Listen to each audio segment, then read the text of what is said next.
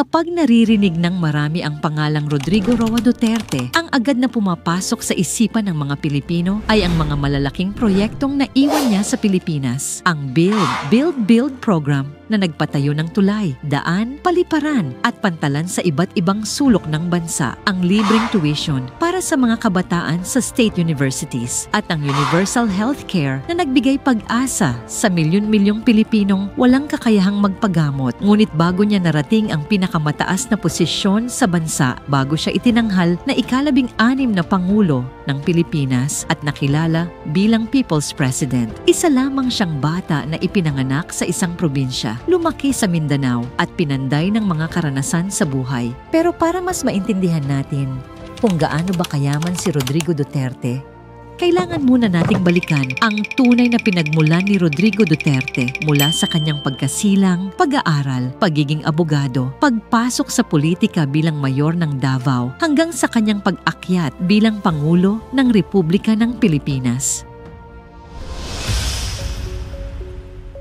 Ipinanganak si Rodrigo Roa Duterte noong Marso 28, 1945 sa bayan ng Maasin, Southern Leyte. Anak siya ni Vicente Duterte, isang abogadong kalaunan ay nagsilbi bilang gobernador ng Davao, at ni Soledad Duterte na mas kilala bilang Nanay Soling. Siya ay isa namang kilalang guro at civic leader. Bagamat sa Leyte siya isinilang, lumipat ang kanilang pamilya sa Mindanao noong siya ay bata pa. Doon, sa Davao City, nagsimulang mabuo ang kanyang pagkatao, ang mga simpleng karanasan sa kalye, ang pakikisalamuha sa iba't ibang uri ng tao, at ang pagkamulat sa hirap at kaguluhan ng Mindanao noong mga panahong iyon ang humubog sa kanyang pananaw sa buhay. Lumaki si Duterte sa kapaligirang puno ng hamon at maaga pa lang ay nakitaan na siya ng tapang at pagiging prangka. Hindi siya pinalaki sa luho kundi sa disiplina at malasakit sa kapwa, at ito ang daladala niya hanggang sa pagtanda. Nag-aral si Rodrigo Duterte ng elementarya sa Labuon Elementary School sa Maasin at sa Holy Cross College of Digos sa Davao. Nagpatuloy siya ng high school sa Ateneo de Davao University High School, ngunit dahil sa ilang disciplinary issues, inilipat din siya ng ibang school sa Davao. Sa kolehiyo, kinuha niya ang kursong Political Science sa Lyceum of the Philippines University sa Maynila, kung saan nakilala siya bilang estudyanteng may matibay na paninindigan. Pagkatapos nito, nag-aral siya ng abogasya sa San Beda College of Law at matagumpay na nakapasa sa bar examination noong 1972. Bago pa man siya sumabak sa politika, nagtrabaho siya bilang isang city prosecutor sa Davao. Dito niya mas nakilala ang tunay na kalakaran ng hustisya, ang kalakasan ng batas, at ang kahinaan nito laban sa katiwalian. Taong 1988 nang unang maupo bilang alkalde ng Davao City si Rodrigo Duterte. Noon ay kilala ang Davao bilang isa sa pinakamapanganib na lungsod sa buong bansa, kung saan laganap ang krimen, droga at kaguluhan. Ngunit sa loob lamang ng ilang taon, unti-unting nagbago ang imahe ng lungsod sa ilalim ng kanyang pamumuno. Ipinatupad niya ang mahigpit na kampanya laban sa krimen. Nagpatupad siya ng curfew para sa kabataan, smoking ban sa publikong lugar at istriktong regulasyon sa mga negosyo. Hindi siya natakot harapin ang mga sindikato at kriminal, at dahil dito, bumaba ang crime rate at unti-unting nakilala ang Davao bilang isa sa pinakamalinis at pinakaligtas na lungsod sa buong Pilipinas. Isa ring malaking ambag ni Duterte ang mabilis na proseso ng business permits, ang pagkakaroon ng Davao 911 Emergency Response System, ang kauna-unahan sa bansa, at ang pagtutok sa kaayusan at disiplina ng mga tao. Dahil sa kanyang pamumuno, nakilala ang Davao bilang isang modelo ng epektibong lokal na pamahalaan.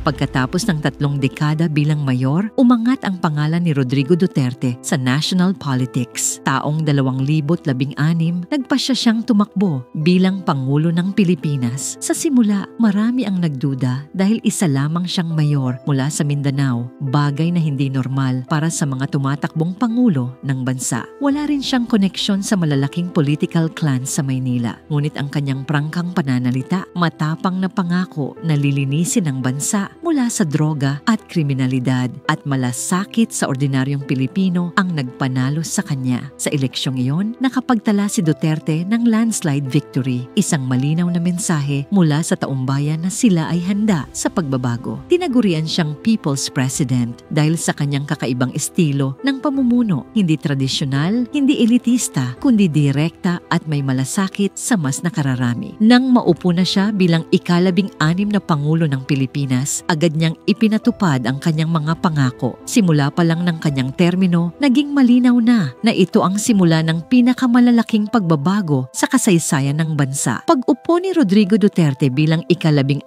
na Pangulo ng Pilipinas, agad niyang ipinakita na hindi siya magiging tipikal na pinuno. Ang kanyang termino ay naging makasaysayan dahil sa dami ng programang ipinasa at proyektong kanyang isinakatuparan na may direktang epekto sa buhay ng mga Pilipino. 1. Build, Build, Build Program. Isa sa pinakamalaking programa sa ilalim ng kanyang administrasyon ay ang Build, Build, Build. Layunin nitong isulong ang malawakang infrastruktura sa bansa. Sa ilalim nito, itinayo ang mga bagong kalsada, tulay, paliparan at pantalan. Halimbawa, natapos ang Clark International Airport Expansion Project na nagbigay daan sa mas maraming biyahe at mas mabilis na serbisyo. Maraming proyekto rin ang naumpisahan tulad ng Metro Manila Subway, North-South Commuter Railway at mga tulay na nagdudugtong sa mga isla ng bansa. Ang epekto nito, mas mabilis na biyahe, mas malakas na kalakalan at mas maraming trabaho para sa libo-libong Pilipino. 2. Libreng edukasyon. Sa pamamagitan ng Universal Access to Quality Tertiary Education Act noong 2017, libre na ang tuition sa lahat ng state universities at colleges sa bansa. Dahil dito, milyon-milyong kabataan mula sa mahihirap na pamilya ang nabigyan ng pagkakataong makapag-aral ng kolehiyo nang walang iniintinding bayarin. Isa ito sa mga batas na malapit sa puso ng mga Pilipino dahil binuksan nito ang pintuan ng mas maliwanag na kinabukasan para sa kabataan. 3. Universal Health Care. Sa ilalim din ng kanyang pamumuno, nilagdaan ni Duterte ang Universal Healthcare Act noong 2019.